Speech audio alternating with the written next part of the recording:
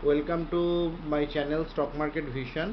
तो इस चैनल पे आज मैं निफ्टी और बैंक निफ्टी के साथ बाकी जो मेजर इंडेक्स है इसका जो मंथली व्यू है, मंथली कैसा क्लोजिंग आया है अक्टूबर महीने का, उसको लेके बात करने वाले हैं। और उस हिसाब से आप आने वाले जो नवंबर मंथ स्टार्ट हो रहा है इसमें ट्रेडिंग डिसीजन ले पाएंगे। ट्रेडिंग डिसीजन आप लेने के लिए आपको हेल्प करेंगे आज का ये वीडियो।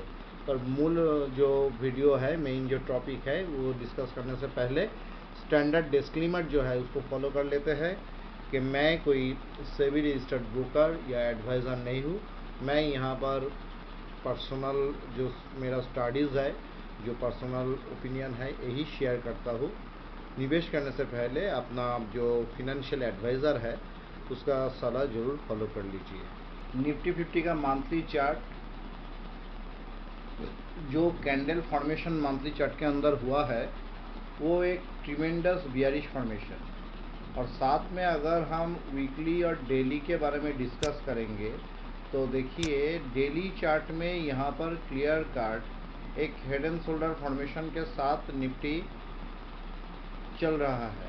तो निफ्टी यहाँ पर जो फॉर्मेशन बनाया है वो क्या है, एक हेड एंड शोल्डर जैसा फॉर्मेशन डे चार्ट के अंदर ऑलरेडी बना चुके हैं, और यहाँ से बाजार यहाँ तक आ भी चुके हैं। मतलब इसका एक अच्छा खासा ब्रेकआउट हम लोगों को देखने को ज़रूर मिल रहा है।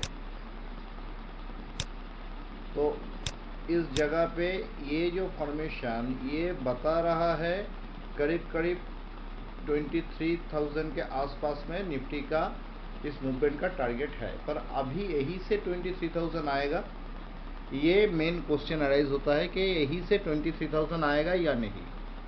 तो यहाँ पर आप देख सकते हैं कि ये जो व्यू है, मुझे जो लग रहा है कि यहाँ से जब तक ये लेवल 24,000 का जो लेवल है या ये जो बॉटम लेवल है, इस बॉटम लेवल जब तक नहीं तोड़ता है तब तक हम नहीं सोचेंगे कि ये डायरेक्टली 25,000 में आएंगे।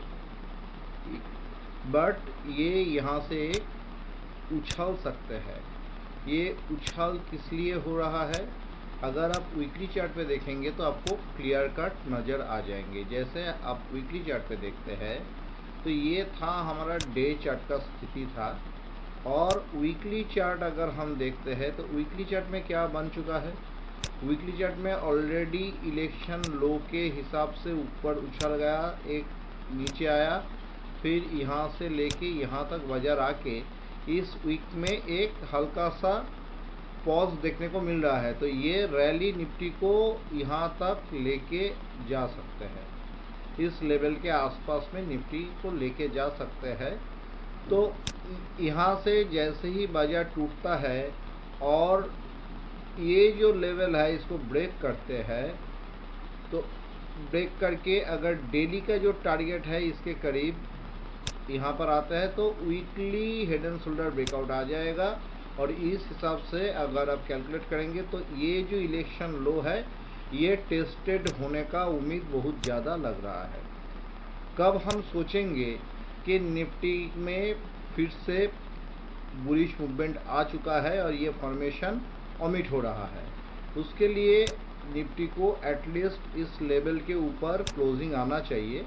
निफ्टी के इस लेवल के ऊपर अगर क्लोजिंग आते हैं यानी 25,329, इसके ऊपर कोई भी क्लोजिंग आ रहा है, at least day closing, weekly closing आए तो और भी अच्छा बात है, तो हम सोच सकते हैं कि मार्केट फिर से बुलिश होने वाले हैं और आने वाले वक्त में ये जो टॉप है ये तोड़ देंगे और नीचे ये जहाँ तक आए थे वही इसका टेम्पोररी बॉटम हो जाएगा। यही था निफ्टी का व्यू। और इसके साथ अगर हम बाकी इंडेक्स को देखें, सबसे पहले हम इसके साथ बैंक को देख रहे हैं। तो बैंक इंडेक्स में भी अगर बैंक इंडेक्स भी निफ्टी का उछालने का टेम्पोररी जो उछाल देखने को मिल सकता है, राइज देखने को मिल सकता है, तो यहाँ पर अगर ये राइज करेंगे तब भी यहाँ पर एक हेड एंड शोल्डर जैसा फॉर्मेशन इसके अंदर भी वीकली चार्ट पे बनने का उम्मीद है। मतलब निफ्टी और बैंक निफ्टी दोनों चार्ट वीकली चार्ट के अंदर यही से गिरेगा तो भारी गिरावट देखने को मिल रहा है। दोनों चार्ट के अंदर वीकली चार्ट पे बियरिश व्यू रख सकते हैं। मंथली चार्ट पहले ही देखा था निफ्टी का तो बियरिश है। बैंक निफ्टी का अगर हम देखते हैं तो बैंक निफ्टी का भी मंथली चार्ट बियरिश ही है, बट निफ्टी का चार्ट ज़्यादा बियरिश देखने को मिल रहा है। अभी हम देखेंगे बाकी जो इंडेक्स है उस इंडेक्स का क्या स्थिति है। सबसे पहले आते हैं कि निफ्टी ऑटो में। निफ्टी ऑटो का जो मंथली चार्ट यहाँ पर भारी गिरावट देखने को मिल रहा है अक्टूबर महीना में। ये अक्टूबर महीने का बार है, तो मतलब इसके अंदर एक अच्छा खासा डाउनफॉल या करेक्शन ऑटो इंडेक्स में दिखने को मिल सकता है। तो ऑटो इंडेक्स करेक्शन होगा, मतलब ऑटो स्टॉक भी करेक्शन होने का उम्मीद है। अब आते हैं कि Nifty PSU bank. Nifty PSU bank जो होता है, पीएसयू बैंक ऑलरेडी गिर रहा है वीकली चार्ट के मंथली चार्ट के अंदर। पिछले कुछ महीना से अगर हम देख रहे हैं तो ये इसमें गिरावट देखने को मिल रहा है। ओके, तो पीएसयू का जो मंथली चार्ट है पर लगातार गिरने के बाद इस महीना में भला ही बैंक निफ्टी बियरिश हो, निफ्टी के पीएसयू चार्ट में एक लो रिजेक्शन देखने को मिल रहा है। जो ये उछल रहे हैं बैंक निफ्टी में भी जो उछल मिलेगा उसके लिए पीएसयू बैंक रिस्पॉन्सिबल बन सकता है कि बैंक निफ्टी को जो वीकली में उछाल मिलने का चांस है उसमें पीएसयू बैंक हेल्प करेंगे। पीएसयू बैंक के बाद अगर हम प्राइवेट बैंक का जो चार्ट है उसको देख लेते हैं। प्राइवेट बैंक इस महीना में इसमें गिरावट पहली बार देखने को मिल रहा है। जैसे इस लास्ट महीने का बार अगर देखेंगे तो प्राइवेट बैंक ज़्यादा बियरिश है पीएसयू बैंक के मुकाबले, क्योंकि पीएसयू बैंक पहले से ही बियरिश हो रहा था और पीएसयू बैंक एक सपोर्ट लेवल से एक उछालने का उम्मीद है, जिस उम्मीद से बैंक निफ्टी में भी थोड़ा उछाल देखने को मिल सकता है। अब आते हैं निफ्टी ऑटो। अच्छा, ऑटो तो पहले ही हमने बता दिया। ऑटो इंडेक्स देखिए, ऑटो इंडेक्स में ये बियरिश व्यू ये तो पहले ही हमने डिस्कस किए हैं। अब आता है निफ्टी एफएमसीजी। एफएमसीजी का चार्ट में क्या है देखिए, यहाँ पर भी सेलिंग देखने को मिल रहा है। तो एफएमसीजी जो सेक्टर है इसमें भी बियरिश व्यू मंथली चार्ट के अनुसार, मतलब अक्टूबर महीना में जो क्लोजिंग आया था उस हिसाब से ये भी बियरिश है। फिनेंशियल सर्विस का क्या स्थिति है, निफ्टी फिनेंशियल सर्विस, हाँ वो भी बियरिश है, पर जितना बियरिश मंथ के अंदर हुआ था अंत में जाके क्लोजिंग पिछले मंथ के क्लोजिंग के ऊपर हुआ है, मतलब लास्ट बॉडी के अंदर हुआ है, तो उतना बियरिशनेस है नहीं। बैंक निफ्टी का जो प्राइवेट सेक्टर में इस महीना में जितना बियरिश देखने को मिला, फिनेंस सेक्टर का जो चार्ट है बियरिश होने के बाद भी इसमें रिकवरी देखने को मिला। तो मतलब ये फिनेंस सेक्टर थोड़ा सा कम बियरिश है। बियरिश तो है पर उतना ज़्यादा नहीं है।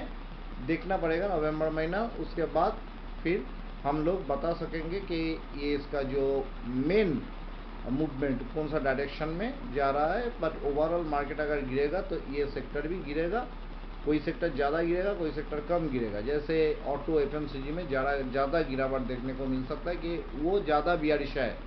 और फिनेंस के बाद निफ्टी एनर्जी सेक्टर के बारे में बात करते हैं। एनर्जी सेक्टर देखिए इसमें भी भारी गिरावट देखने को मिल रहा है। तो एनर्जी सेक्टर का स्टॉक में भी सेल ऑफ देखने को मिल रहा है। निफ्टी आईटी अगर हम देखेंगे, आईटी बियरिश तो है, बट बाकी जैसे ऑटो और आपका बाकी जो एफएमसीजी इंडेक्स देखा इसके मुकाबले कम बियरिश देखने को मिल रहा है। बट यहाँ पर एक टेम्पोररी टॉप आईटी सेक्टर में भी देखने को मिल रहा है, पर आईटी सेक्टर में बहुत ही करीब सपोर्ट लेवल है। ये जो लेवल है 38,500 ये एक स्ट्रॉन्ग सपोर्ट लेवल है। मतलब अगर ये जो लो है, ये लो आपको बना था अगस्त महीना का, तो अगस्त महीना का ये जो लो है, ये अगस्त महीना का लो को नीचे अगर क्लोजिंग कर रहे हैं तब आईटी इंडेक्स और भी बियरिश होंगे, करेक्शन बड़ा होंगे। नहीं तो इस यहाँ तक करेक्शन आ सकते हैं आईटी इंडेक्स में। अब आते हैं कि निफ्टी मेटल क्या बताते हैं। निफ्टी मेटल के अंदर एक डबल टॉप जैसा फॉर्मेशन और साथ में लास्ट मंथ में बियरिश कैंडल देखने को मिल रहा है। इसको हम ट्विज़र टॉप बता सकते हैं, ट्विज़र टॉप जैसा फॉर्मेशन बता सकते हैं। तो अगर ये सपोर्ट लेवल है इसका 8867 इतना ये इसका सपोर्ट लेवल है। ये इसका नीचे अगर ये ट्रेड होने लगेंगे तो इसमें फिर से बीआर एंट्री कर रहे हैं, बियरिश व्यू हम लोग रख सकते हैं। तो इस स्टॉक में देन फिर से फ्रेश सेलिंग इस सेक्टर के अंदर देखने को मिलेगा। मीडिया एक चौपी रेंज पे ही था। अब देखिए जो रैली हुआ था वहाँ पर मीडिया खास कोई मूवमेंट नहीं दिखाया है। मीडिया चौपी रेंज पे है और ये चौपी रेंज का मिडिल जोन पे है। तो नीचे इसका 1600 के करीब सपोर्ट है और ऊपर में 2400 के करीब रेजिस्टेंस है। और अभी ये एकदम मिडिल पोजीशन में मतलब 2000 के करीब क्लोज किया है लास्ट महीने का। तो मीडिया के बाद हम लोग जो आते हैं रियल एस्टेट या रियलिटी सेक्टर। तो रियलिटी सेक्टर में भी हमको गिरावट देखने को मिला, सेल ऑफ देखने को मिला। ये सेक्टर भी बियरिश है। और रियलिटी के बाद ऑयल एंड गैस जो सेक्टर है, ऑयल एंड गैस सेक्टर में भी भारी गिरावट देखने को मिल रहा है। तो जो टेंशन ग्लोबली चल रहा है उस हिसाब से ऑयल सेक्टर में भी सेल ऑफ देखने को मिल रहा है। और इसके अंदर भी फिर से बियरिश फॉर्मेशन बनने के लिए थोड़ा उछाल के बाजार नीचे आ सकता है। और कैंडल के अनुसार ये जो फॉर्मेशन है ये भी बियरिश फॉर्मेशन है। ये जो मंथ का लो इसको ध्यान पे रखिए 11,206 मतलब 11,200। इसके नीचे जैसे ही प्राइस ट्रेड करने लगेंगे तो ये सेक्टर और भी बियरिश होंगे। इस सेक्टर के अंदर का जो स्टॉक है उसमें बियरिश व्यू हम रख सकेंगे। तो उसके बाद निफ्टी फार्मा जो है ये हो गया है आपका निफ्टी फार्मा का चार्ट। तो निफ्टी फार्मा इसमें उतना बियरिश नहीं है। बाकी जो इंडेक्स हम डिस्कस कर रहे थे उसके मुकाबले इसमें भी प्रॉफिट बुकिंग आया है, पर ये उतना बियरिश नहीं है। तो फार्मा यहाँ पर एक डिफेंसिव सेक्टर के हिसाब से काम कर रहे हैं और साथ में आईटी को भी हम एक डिफेंसिव सेक्टर जैसा रिएक्शन आईटी में भी देख सकते हैं। तो आईटी और फार्मा एक डिफेंसिव वे में चल रहा है। बट एफएमसीजी ये भी एक डिफेंसिव सेक्टर है, बट इसमें भारी गिरावट ऑलरेडी दिखने को मिला है, ये बियरिश है। उसके बाद हम आते हैं निफ्टी जो मिड कैप है इसमें भी देखिए इसमें भी यहाँ पर एक स्ट्रॉन्ग बियरिश फॉर्मेशन देखने को मिल रहा है। तो लगभग निफ्टी बैंक निफ्टी के साथ मेजर जो सेक्टर है ये बियरिश फॉर्मेशन के साथ है।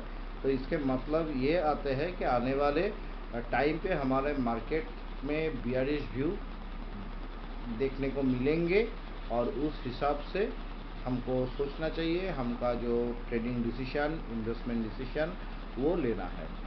तो उम्मीद करता हूँ कि ये जो निफ्टी का व्यू मैंने डिस्कस किया हूँ और हर एक सेक्टर के लिए जो बात मैंने किया हो तो वो आप ध्यान पे रखते हुए पूरा नवंबर महीना में आप ट्रेड करेंगे। तो आज का वीडियो इतना ही। नेक्स्ट वीडियो लेके फिर हम मिलते हैं।